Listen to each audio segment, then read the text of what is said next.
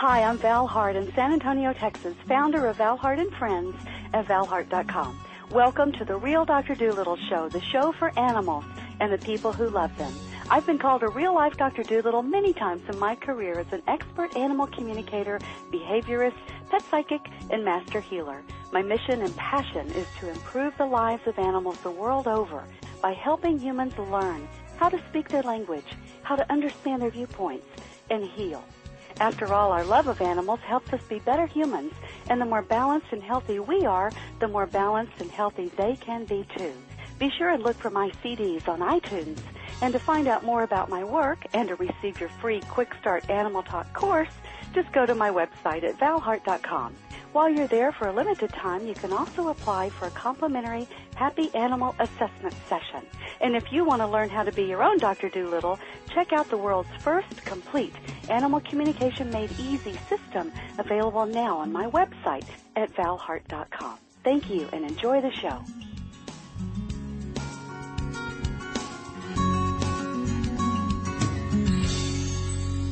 Hi, this is Val Hart, the real Dr. Doolittle, and today I'm talking with Joan Jacobs. Joan is a 25-year experienced holistic healer and a Bach flower practitioner and teacher. In her clinical work, Joan awakens the body to restore health by accessing and activating information held within the anatomical structures. And then she supports the healing process by using energy healing, Bach flower remedies, and healthy self-management skills. Joan teaches at the Faculty of Health Sciences at the Ben Gurion University of the Negev, Israel, and has held senior teaching and program coordinating positions at leading schools of complementary medicine in Israel. She also teaches certification programs for the Bach flower practitioners, in which she teaches her unique approach to case intakes and prescribing.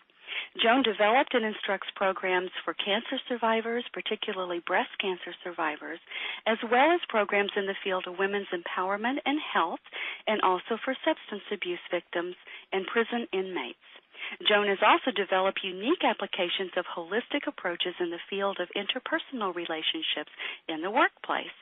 She's worked with the staffs and personnel of some of Israel's leading companies, hospitals, educational institutions. And we're going to talk to her today about using Bach flowers for animals and for healing. So welcome to the show, Joan. I'm so glad you took the time to talk to us today. Well, hi, Val. It's my pleasure. I'm really happy to be on the show. I'm delighted to have you here. So can you tell us a little of your own personal journey to health and healing? What got you started with holistic healing? What got you interested in this work? Well, that's an interesting question because it really was a combination of things. Mm-hmm. I grew up in a family where both my parents were medical professions, so the medical terminology was very familiar to me, and I guess I was expected to somehow become either a doctor or something medically related. And I just didn't resonate with traditional medicine. I never did. Yeah. And when I started out, actually, I was a dance major at UCI. And when I decided to leave training as a performer, I considered doing something that would allow me to work with dance injuries. Oh, okay. And at the time, I was seeing a professional who combined reflexology, shiatsu, and physiotherapy, which I really enjoyed, and it was very beneficial for me. And I said, I want to do something like that. That looks really good. Cool. And at the time, I came across, accidentally, quote unquote, an advertisement in the newspaper for the first course in Israel at that time for alternative medicine. Mm-hmm. And that sort of, hit a chord, and I decided to go and see what it's all about. And I ended up enrolling. And the second course was in Bach flower therapy. Mm-hmm. And I just knew I hit home base. It was just, I just knew that was the direction. And actually I've been clinically using the Bach flower remedies ever since. That was in 1986. Wow. I love that. So that's one aspect. Yeah. Mm-hmm. Now, did you have a personal challenge that the Bach flowers helped you with? Well, I had been dealing with very severe psoriasis for many years, which I developed when I was 16. Ooh. And at the time, I was told that there's nothing you can do about it, and I'm just going to have to learn how to live with it. And there was no way I was going to agree to that. And I sort of vowed that I would find a solution. Mm-hmm. And when I studied the Bach flowers, I started applying them to my own condition. Okay. And although it took a while until I started seeing relief on my skin, they supported me emotionally, and things that I was going through, and constitutional stuff that I was carrying, and old emotional wounds that were unresolved, and I really felt a lot better. And then as I expanded my studies in alternative medicine, I combined other methods as well. But until today, I use the Bach flower remedies on almost on a daily basis to support different types of situations. And just knowing that I have that backup system is just so comforting. And there are remedies that, when I teach, I just tell people I don't know how I would have made it through some of the situations that I made it through without the help of the remedies. Yeah. Wow. Thank you for sharing that. I know that was a bit personal, but I'm just so interested in helping people understand the power of the Bach flowers. That they're not just for balancing, some personality imbalance, but they go really deep, and they can work with some pretty amazing things like severe psoriasis. Oh my gosh, what a painful and difficult thing to struggle with, and at such an early age. I'm so sorry that happened, and it looks to me like it happened for a big time good reason, which brought you in the path that you chose. So. Well, I totally agree, only, it took me quite a few years to be able to recognize, acknowledge, and appreciate that. Yes, I know. There was hindsight. It's easier in hindsight, yes, always. So let's help people understand what the Bach flowers are. Who was the founder of the Bach flowers is Dr. Edward Bach. He's from England, and I know you know his story so well. Can you share a bit of that? So who was Dr. Bach, and what is the Bach flower method? Well, maybe let's start with what the Bach flower method is. Okay. The Bach flower method is a system of healing that unblocks the body's healing potential by balancing emotions, thought patterns, and personality-related characteristics or temporary mood states at the core source level of the energy vibration.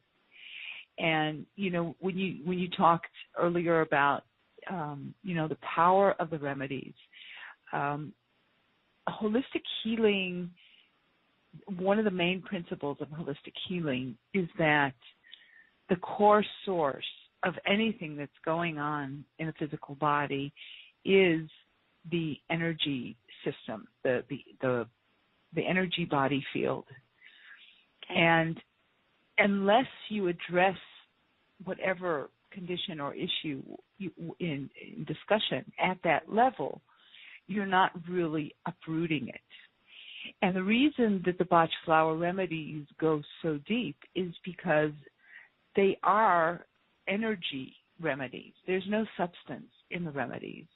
They're actually a type of extraction of the energy vibration of the plant. And when you take them, the energy of the plant resonates with the specific frequency of whatever characteristic or pattern we're addressing, and helps rebalance the frequency itself. Okay. So yes, they work very, very deep, and they're able to actually resolve issues really at their core source level, which is a huge advantage. Yes, I know most approaches, especially I think our allopathic approaches, tend to chase symptoms. You know, and sometimes we do that in other approaches too. We're just, the symptom is what gets our attention. And, the use of steroids and other types of things tend to suppress symptoms, but they don't make them go away. They don't reach the core. They don't reach the core underneath level. So I think what you're trying to say is that the Bach flowers actually reach the core. They go to the deepest layer where the issues actually originated, perhaps. Is that what you're trying to say? Mm-hmm. Is that clear? Yes, exactly. Yeah. And in fact, Dr. Hahnemann, who was the founder of homeopathy, said that the physical symptom is there to inform us of the energy imbalance and to make it visible and apparent so that we can address it. And when you say the symptoms call our attention, to a certain degree, that's a good thing. But the way you focus your attention and what you decide to do after you focus your attention is where allopathic and holistic medicine sort of split in their approaches.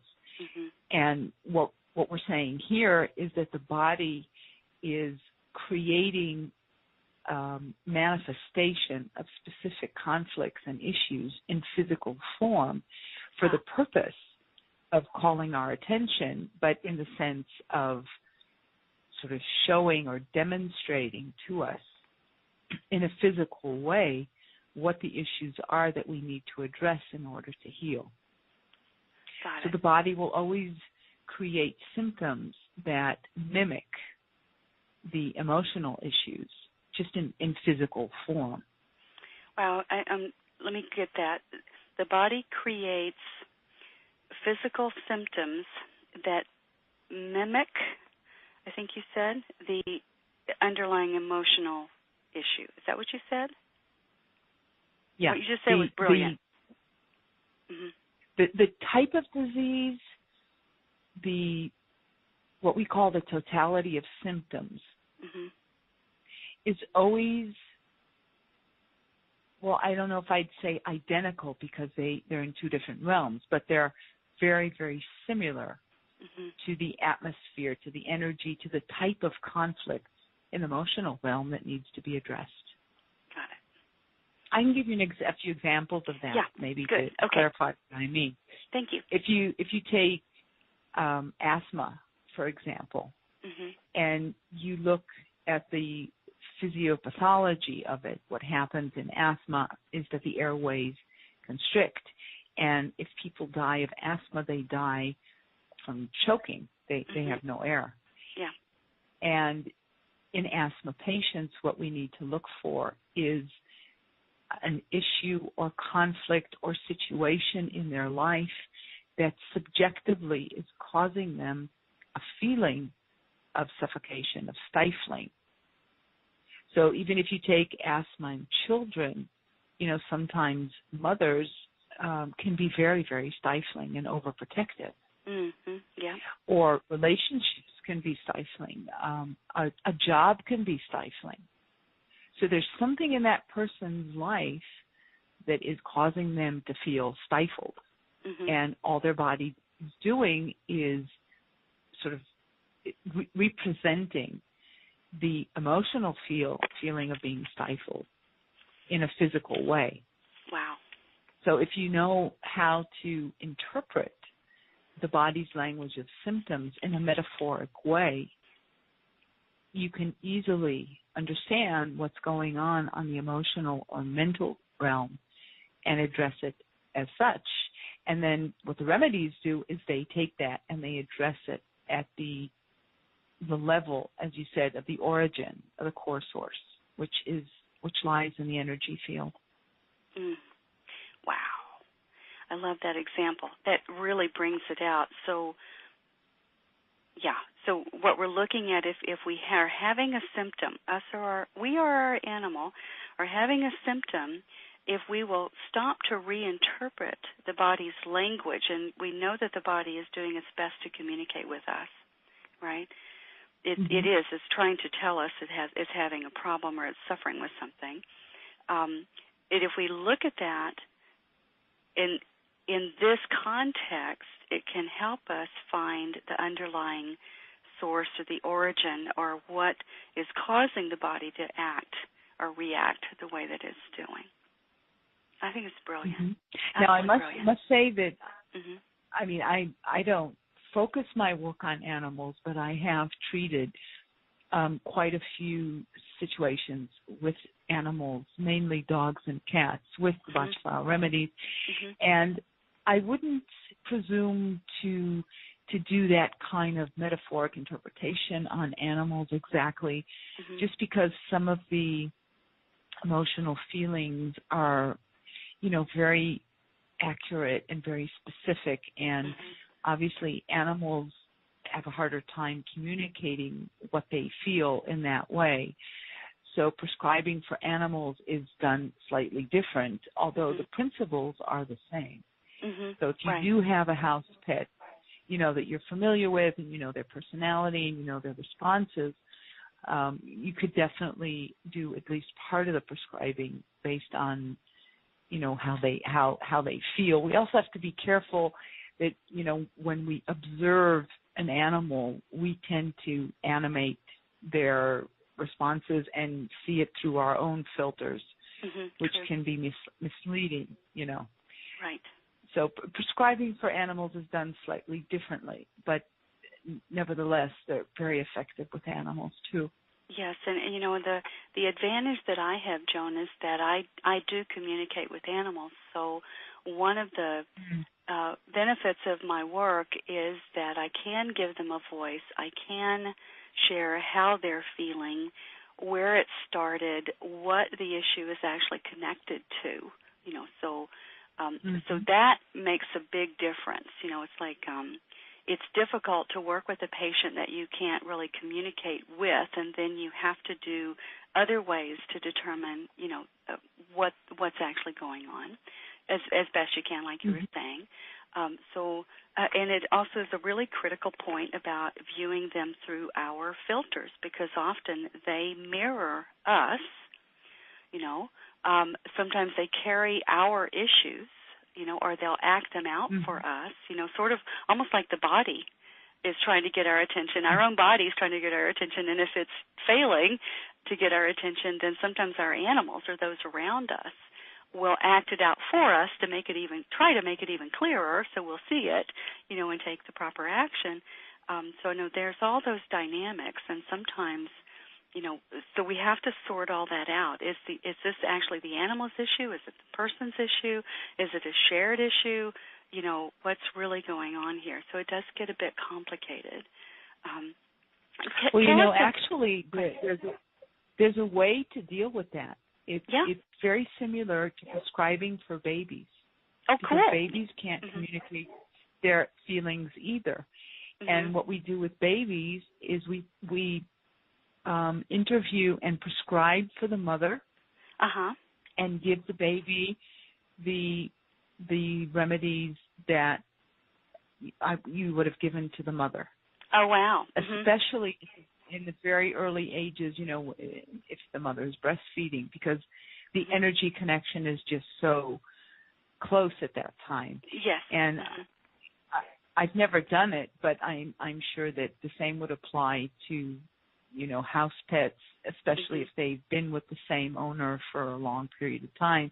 As you said, is the animal reflecting our issues, or are we reflecting on theirs? But you probably, in certain cases, could prescribe to the owner and give it to the animal.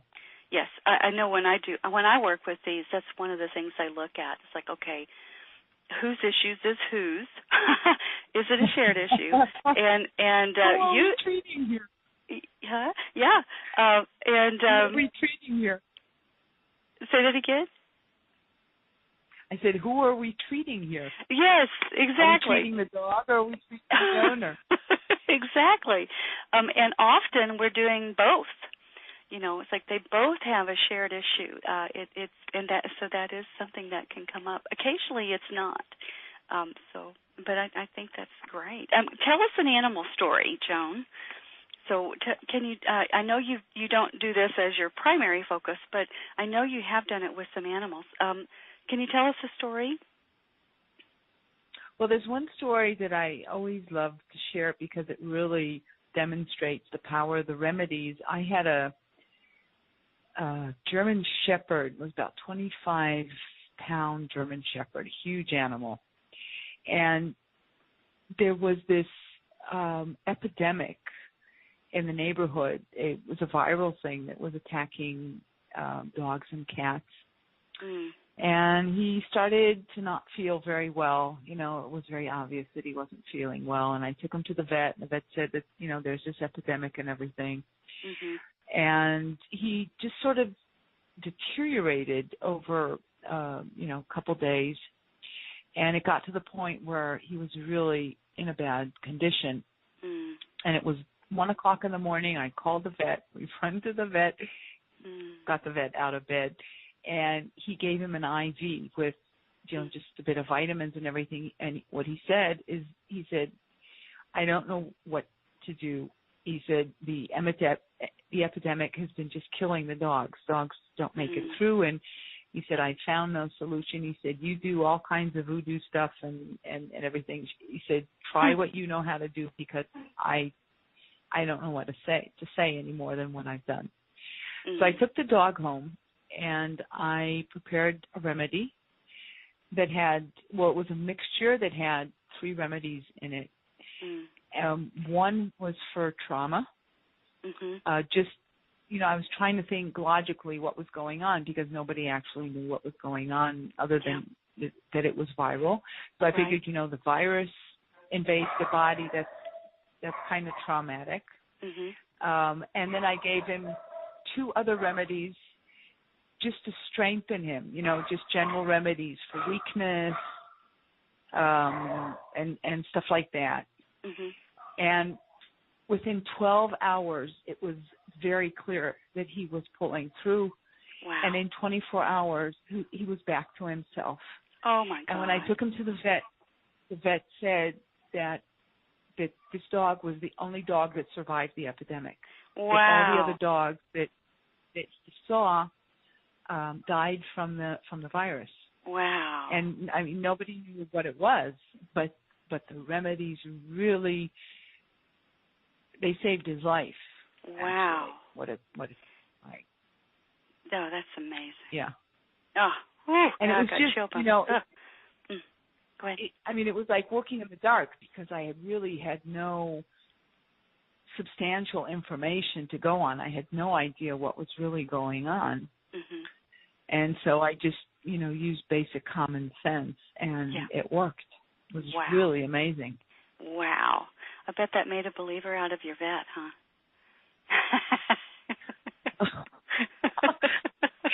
He sort of swallowed his tongue, so to speak. After calling what I do voodoo work. I know. Can I get a redo on the voodoo thing? I didn't really mean that. Wow. God, that's awesome. Thank you. Oh, what a brilliant story. Can you tell us the story of Dr. Edward Bach or Bach?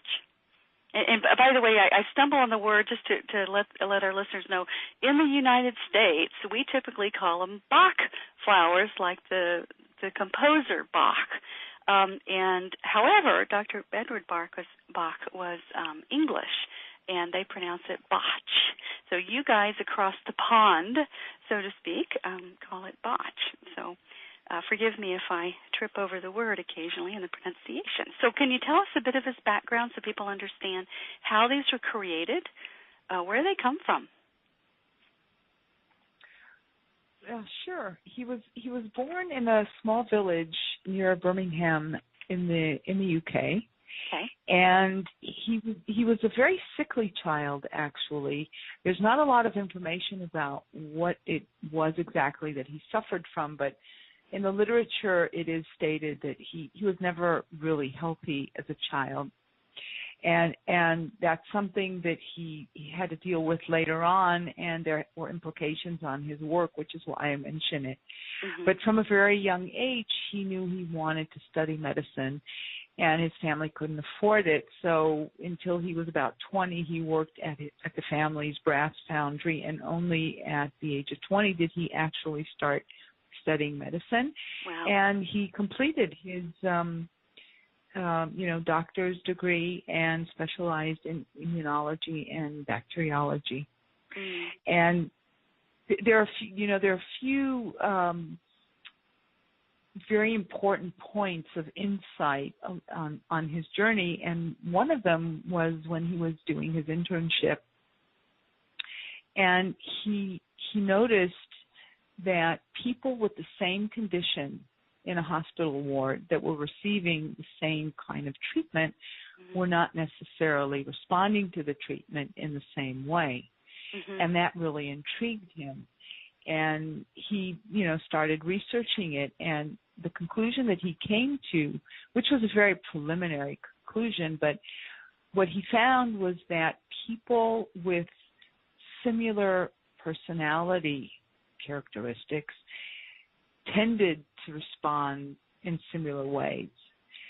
So what he did is he grouped people into very coarse kind of groups, and something like, the optimists and the pessimists and everything. And he found that all the optimists, for example, had a tendency to respond more or less in the same way, on a scale, of course, mm-hmm. versus the pessimists that sort of had a tendency to respond differently than the optimists, but also in a similar way. And he made a point of that, what he felt was that the true study of disease lay in watching the patient and observing the way each one was affected by their complaint and seeing their different reactions and how these different reactions influence the course, severity, and duration of the disease. So from a very early age, he started zooming in on the patient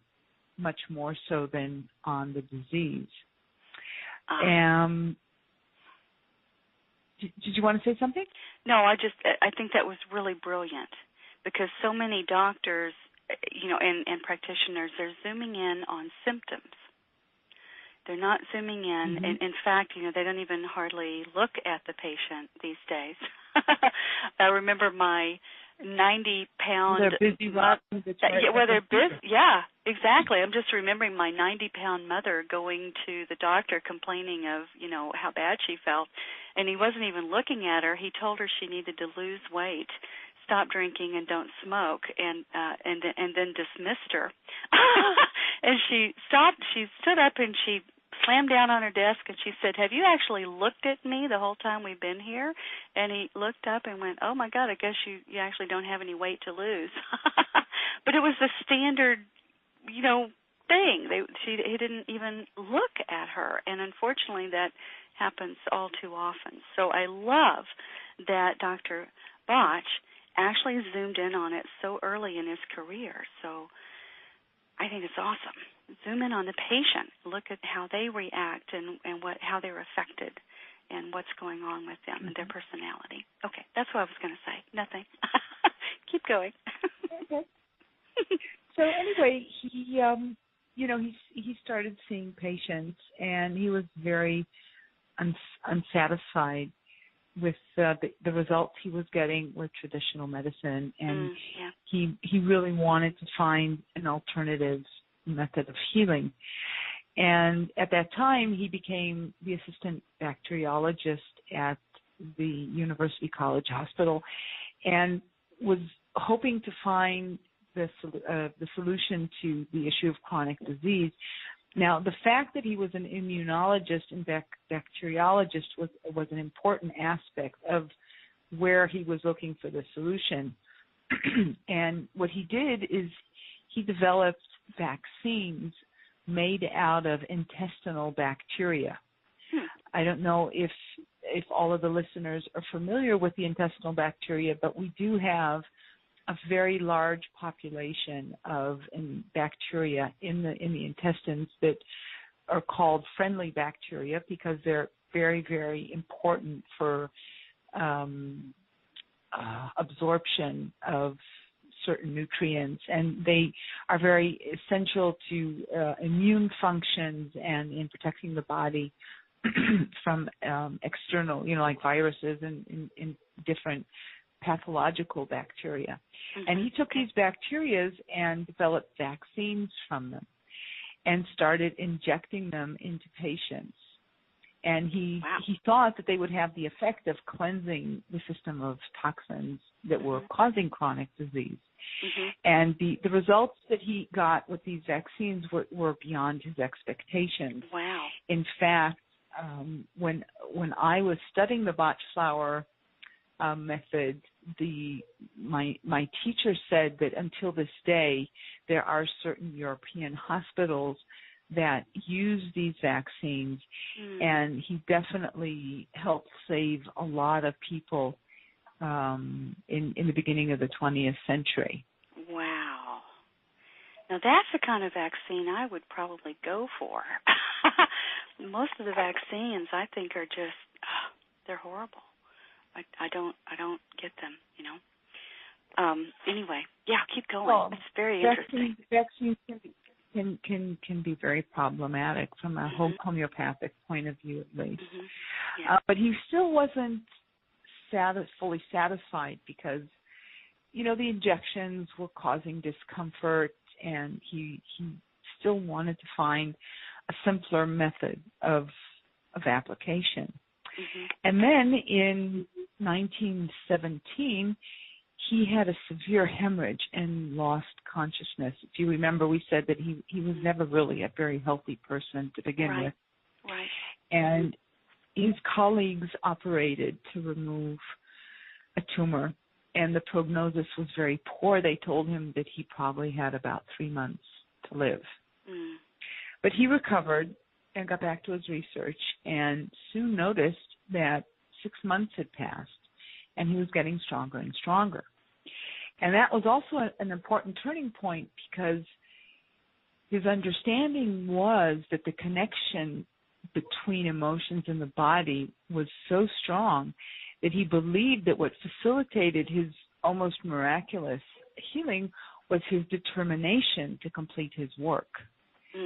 So he actually experienced the power of things like motivation, determination, inspiration, and how that supported the body to heal itself, even though objectively, according to the medical criteria, he wasn't supposed to get better.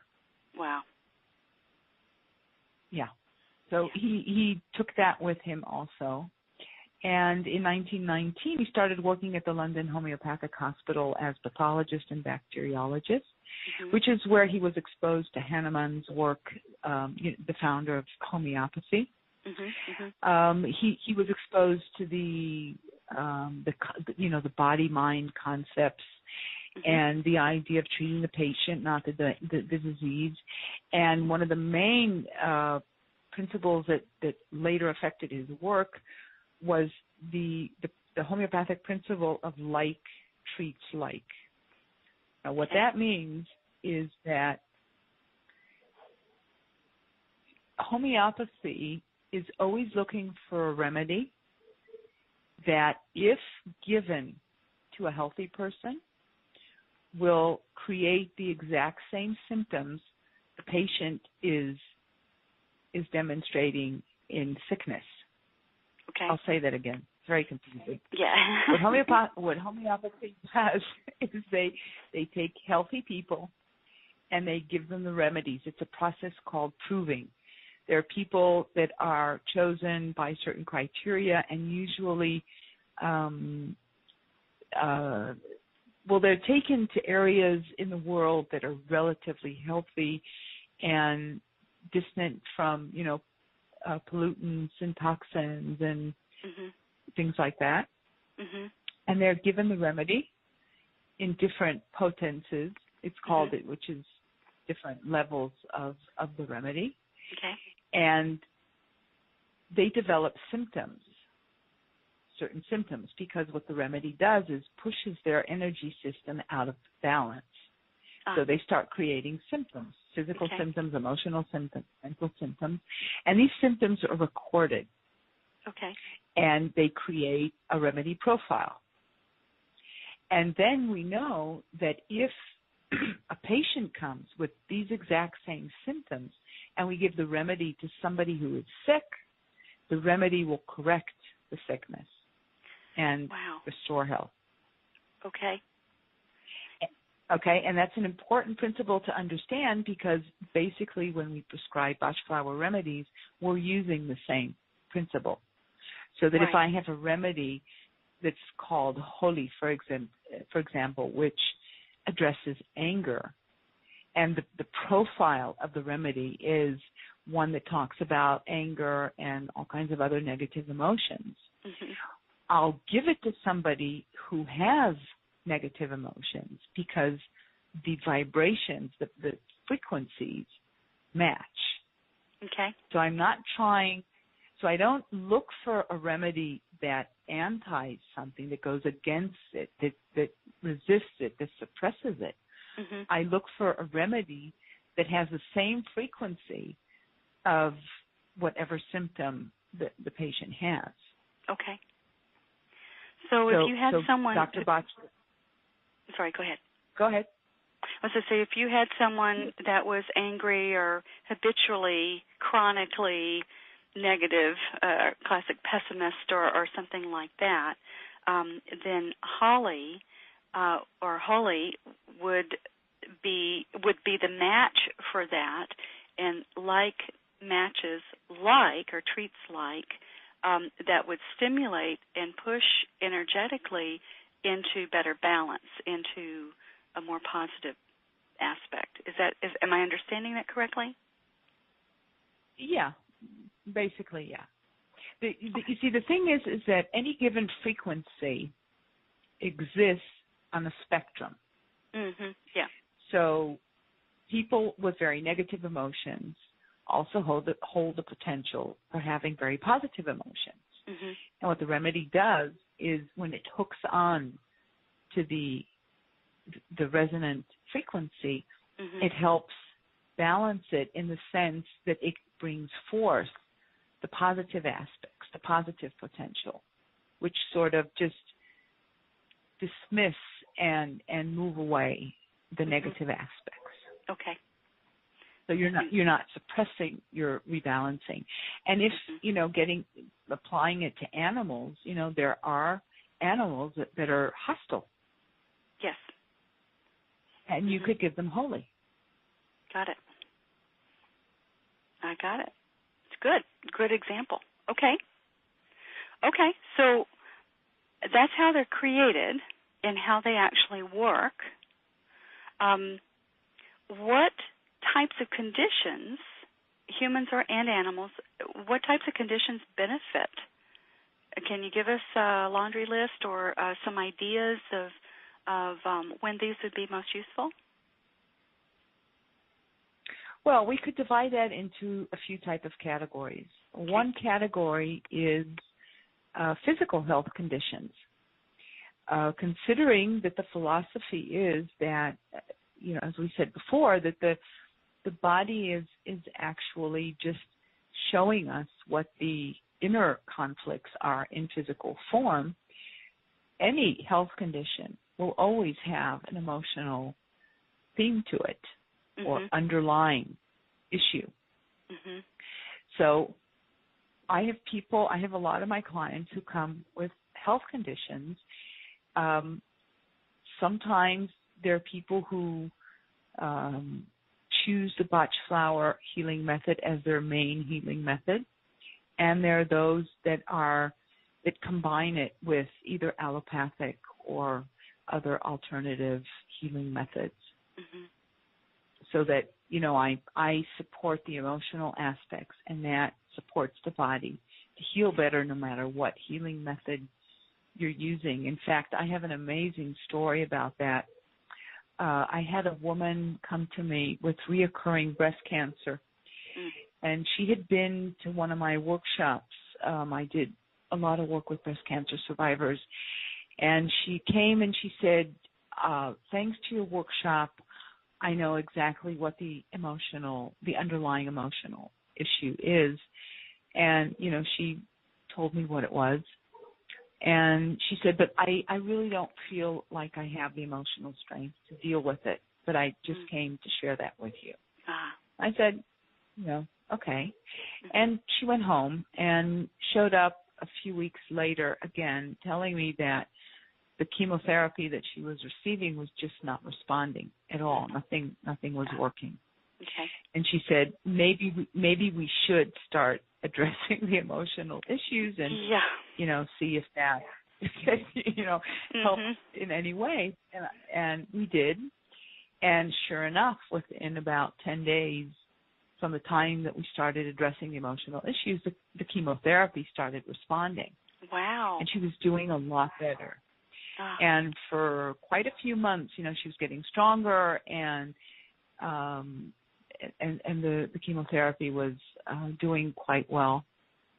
And then she reached a point in the emotional process where she felt that she just couldn't go any further.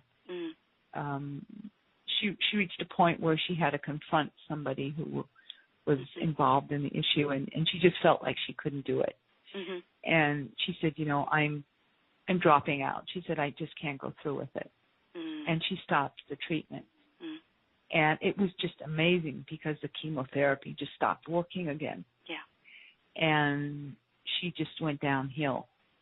And I always give that as an example because, you know, sometimes people think it's an either-or situation. And it's not. You can use methods like the Bach flower methods combined with allopathic treatment, and in fact they really support the treatment and make it all the more beneficial, you know, and they help the body respond better to the treatment. And so, you know, just it's important to keep in mind that this method can be incorporated into medical protocols and treatments. That makes a lot of sense. You know, so that's the first category is people with, you know, physical health conditions. Okay, all right. And then there's a category of people who have what I call life problems or life situations, which can be anything from trauma, relationship problems, you know, divorce, problems with kids, anything that's causing emotional or mental distress of any kind. Okay. That would be the second category. And the third category are people that come and have a sense of there being something wrong, but they can't pinpoint what it is exactly. And they'll say things like, I feel stuck. Okay. Nothing's working, and I don't know why. I don't know where I'm going in my life. I feel like I'm, you know, just wasting my time and dragging my feet, and, you know, I need direction, I need insight, and things like that. Okay. And then in those cases, the remedies sort of clarify the issues, and when these people get clarity, then they can move on with their lives. Right. Interesting. Okay, so 3 categories. Physical, so the body is showing us the inner conflict to help us get to the core underlying issues. Life problems like trauma, dysfunctional relationships, anything causing mental or emotional distress, and that's in our life. And then it's that sense that there's something wrong, there's something missing, something more, something feeling stuck, needing some clarity. Yeah? Mm-hmm. But I also want to say that we distinguish between what we call constitutional and what you'd call temporary states. Okay. Constitutional issues are issues that lie on the foundation of very deeply rooted and, as the term is, constitutional personality-related patterns or themes.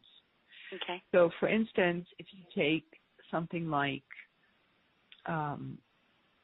people who tend to overload themselves, they take on a lot of responsibility, a lot of assignments, and what they do is they stretch themselves to the point of collapse.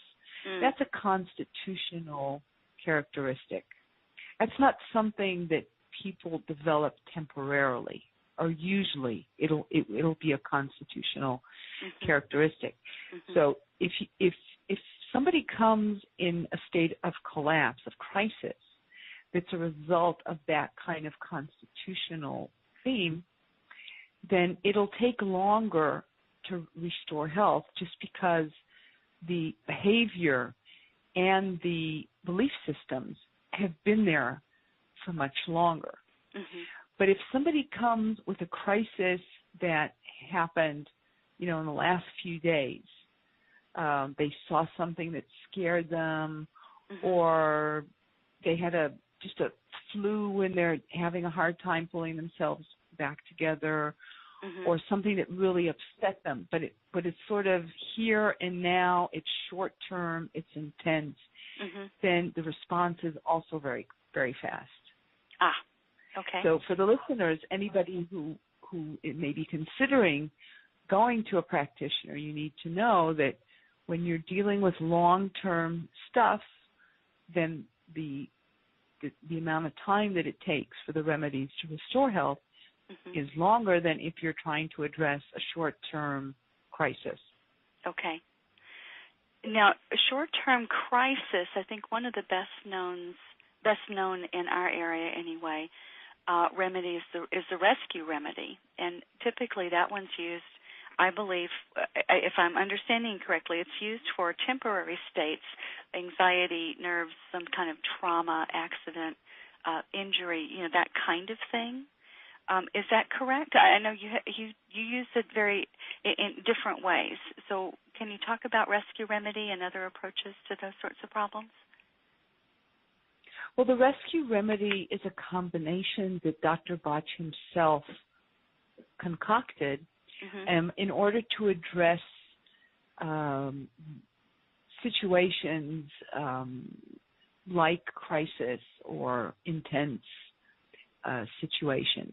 Okay. I must say that the rescue remedy has 5 different remedies in them, and it's a spectrum of states that are typical of crisis-like situations. But I've found that if I'm able, if I have the remedies with me and I'm able to address the crisis with the exact remedy that's needed, rather than giving the whole mixture and hoping that one of them will hit the target, the effect is much greater. Interesting. Okay. So rescue remedy is great in a pinch, but if you can actually fine-tune and use the specific element or a specific remedy in it, then you find that works better. Exactly. Okay. And I also want to add for the listeners that the rescue remedy can be applied externally also. It's an excellent remedy for things like cuts, bruises, burns, anything external on the skin or injuries, and you can apply it externally also. That's something that I use a lot. But when you get into very specific emotional responses in time of crisis, I found that often if you work with the exact remedy, it's more effective. Okay. And one note I want to add to that, applying it externally to broken skin or damaged skin, be sure you're using the rescue cream and not the one in alcohol. It can burn pretty badly. No. Yes and no? Oh, okay, tell me. No. I agree with that from the aspect of it burning, the alcohol burning. Mm-hmm. But let's not forget that alcohol has a disinfectant effect, which can be very useful.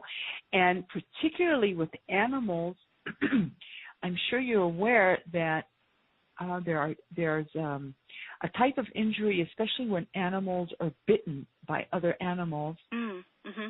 and the attacker's teeth create a puncture wound. Mm-hmm. Sometimes what happens is it heals on the surface but festers in the deeper layers of the skin, and the alcohol actually is very good for that. Okay. So abscess, that kind of problem, huh? Got it. Okay, good. Thank you. Any other tips to help us in crisis or that sort of thing? I think you used cherry plum with some interesting results. Well, I used cherry plum, and also I used Star of Bethlehem, which is a remedy for trauma.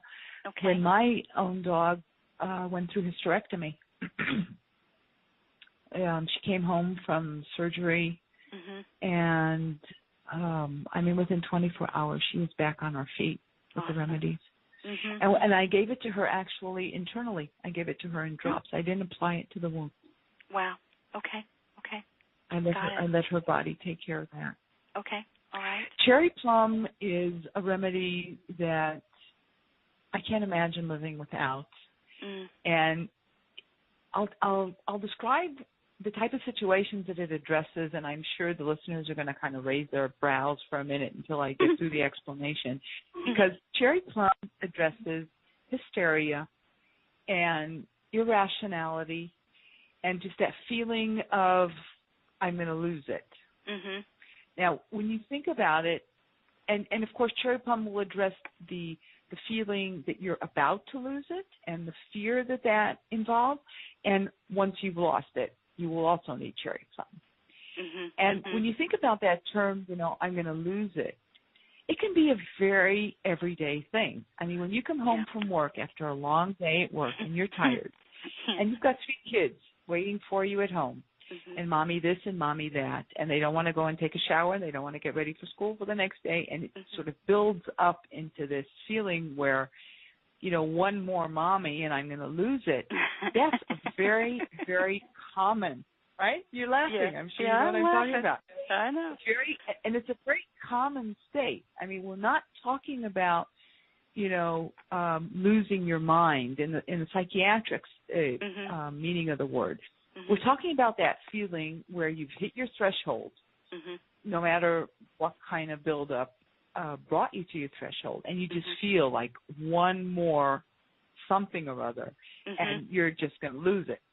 And cherry plum balances that feeling, and cherry plum works very, very fast because it's a very pinpointed, focused, immediate feeling. And the remedy can work within minutes, and you're just out of that zone. I love it. Oh, I'm going to get my bottle of cherry plum. I call it the August remedy. The what remedy?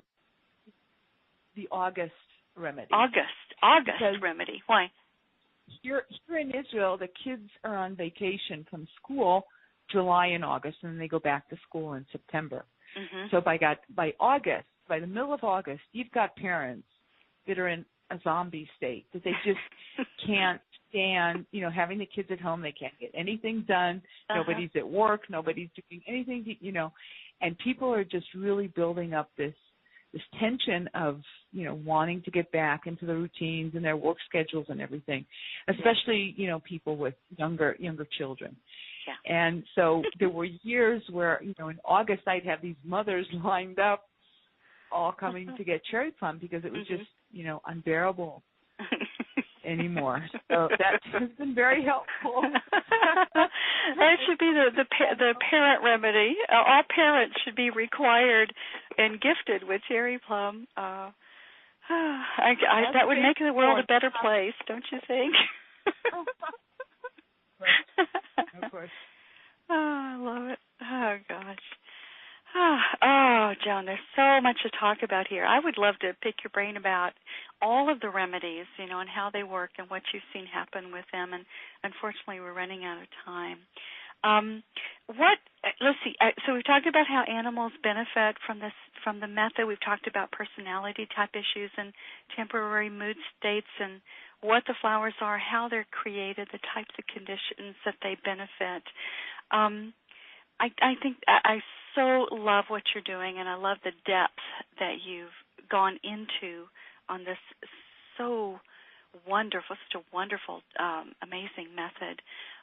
Is there any cautions or any tips that you want to offer people, things that they need to know if they're going to get started maybe working with this for themselves or their animal? Well, yes, maybe a few tips. Okay. The literature states that the remedies are 100% safe, which they are. But with that, you have to keep in mind that they're energy-based remedies, which means that if you take a remedy that you don't need, meaning that you're addressing a frequency that is balanced, you're going to throw it out of balance because of the proving effect, as I described earlier. Right. It's like giving a remedy to somebody who's healthy. Okay. So, you don't want to take remedies unnecessarily. That's the first tip. Okay. The second tip is the second tip addresses self-prescribing. Okay. There are a lot of places where they post the sort of key words or key descriptions of the remedies, and people can choose and sort of self-prescribe. That can work sometimes when addressing immediate crisis situations because there's not a lot of professional discretion needed in that kind of situation. But when you really want to address constitutional issues, long-standing issues, deep-rooted issues, things that you've experienced over and over again in your life, and you just sort of keep repeating them and finding yourself in similar situations, I would definitely advise against self-prescribing. Okay. It's just so difficult to be objective, as objective as needed in order to do that kind of prescribing. In fact, I do training courses, and what usually happens when I start teaching the remedies is as I go through them, my students, their response is, "Oh my God, I need the whole series." Just give me the whole 38. Yeah, I know. Just put them all in an industrial size thing, and I'll bathe in it for the next 10 days. IV form. IV form, yes. And that's because we all hold the full human potential. So you will always see a little bit of yourself in each one of the personalities and each one of the remedies. And it really takes an objective, skilled professional to do a comprehensive intake and really decide which is which and what comes before what and what the origin is and what the results are, and map all that out and decide what do we want to address and where do we want to go and what's the best way to get there. Got it. Because what happens is sometimes people go to, health food stores and homeopathic pharmacies, and they go over the key list and, they self-prescribe and it doesn't work. And then they turn around and say, this method doesn't work, which is nothing to do with each other, because just self-prescribing is is not an easy thing to do. In fact, I myself, if I want to do constitutional work, I go to a colleague of mine because I just assume that, I may not be as objective as I should be for that type of prescribing. You can't see it. Yeah, you can't see it for yourself because you're buried in it. You're too close to it. Exactly. Yeah, got it. Exactly. Okay. Exactly. Okay. So, well, go ahead. And a lot of my students are not. They don't come to the course with the intention of becoming practitioners, but for the intention of using it for themselves and their family members and their friends. And so I really recommend, that if any of the listeners want to learn more about it and how to use the remedies, take the time and the money and go to a course so you get it right, because otherwise the benefit will be limited. Okay. Got it. So take a course, do it right, beware of self-prescribing and the reasons why. And they are safe. And there's one other thing I think we should touch on, and that's sometimes even if you have the right remedy, it triggers a healing response. Can you speak to that for just a moment? The process of rebalancing can definitely trigger temporary symptoms of discomfort. I won't go into all the types of responses and why they occur, but, people come in what we call a demi-balance. And what that means is they're not really balanced and they're not at their best performance, but it's livable. They've created, compensations and adaptations, and most people who come to me, at least, are people that are functional. They're living their lives and they're doing things and they go to work and everything, but they're not at their peak performance. Yeah. And what the remedies do is they rock the boat. They take people out of this demi-balance and push the body towards better balance. Now, anytime people are pushed out of their familiar comfort zone, they can experience various degrees of discomfort. Now, in most cases, the reactions are very tolerable. I mean, they're not things that are going to cause extreme discomfort, but they can cause anywhere up to, maybe 5-6 days of recurring symptoms or cleansing symptoms and things like that. Now, in most cases, there's really nothing to be concerned about, and if you don't interfere, the body will just go through the process and it'll take its course and it'll resolve on its own. But if things do happen that seem disproportionate or that cause, extensive discomfort, then you should consult a doctor because, we always have to keep in mind that not everything that happens while you're taking the drops is necessarily connected to the drops.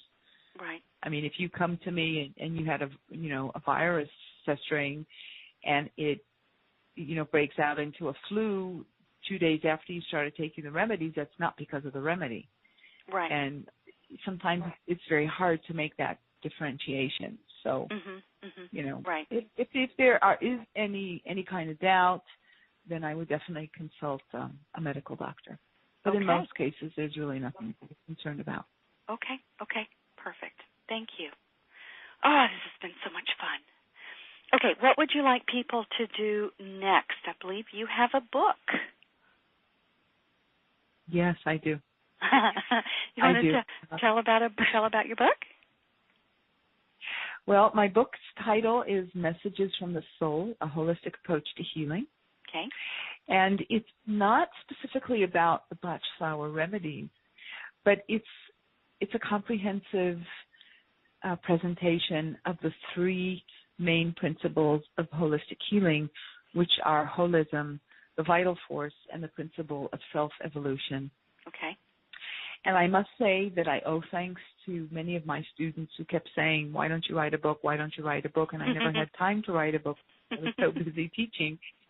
And at one point, it just felt right. And I sat down and it just sort of spilled out of me. And I think the power of the book is the ability to bring forth complex philosophical ideas in regard to spirituality and body-mind healing in a very down-to-earth, straightforward, and simple language. Ah, good. Okay. And from people who have read the book, it's only 90 pages. It's not a long, extensive book.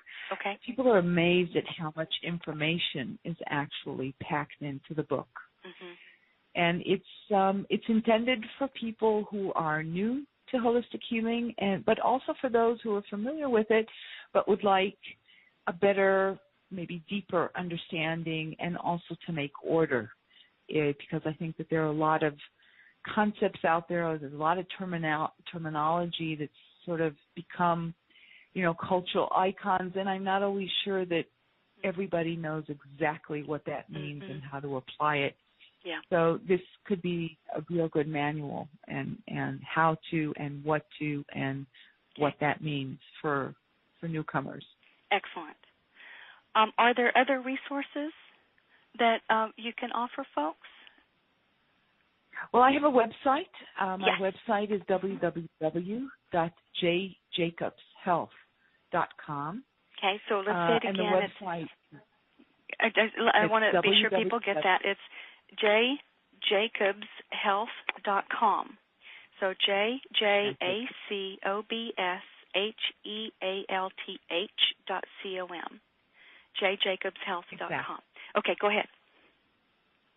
And in the website, there's a lot of resources as far as articles, recommendations for health resources. There's a lot of information about the Bach flower healing method. In fact, in the resource section, if you register for the website, there are 2 original books written by Dr. Bach that you can download for free, courtesy of the Bach Flower Center in the UK. So that's a really excellent resource for people who want to read more about the philosophy behind the Bach flower healing method and the remedies themselves. I also do a lot of training courses, and if any of the listeners want to attend a course, I do travel and take my training courses all over the world. Cool. So if there are people who would like to attend a course or help me organize a course in their area, you can contact me through the website. Awesome. I love that. Again, the website is jjacobshealth.com. Awesome. Oh, this is so cool. So I'm excited, Joan. Thank you. Thank you so much for sharing your heart and your stories and your information and all the years of experience and the brilliance of the modalities that you're using to help people restore health and our animals too. So thank you so much. All right. Thank you. It's really been a pleasure. I love talking about the Bach flower remedies. Yeah, I can tell. As you probably know, they're very close to my heart. So we'll catch you on your website, and I'm looking forward to checking out the resources myself. And I think we'll say goodbye at this point and catch up later. So thanks again.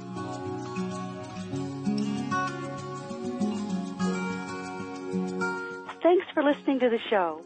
For more information or to listen to other podcasts, go to valhart.com/blog.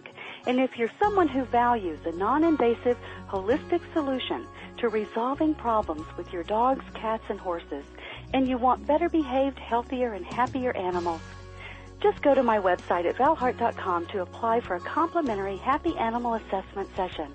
And be sure and remember to look for my CDs on iTunes. Learning how to talk with animals is fun and will change your life. So while you're there at my site, get my free Quick Start Animal Talk course and check out the world's first complete Animal Communication Made Easy system. May the love of animals bless you, teach you, inspire you, heal you, and reconnect you to the circle of life.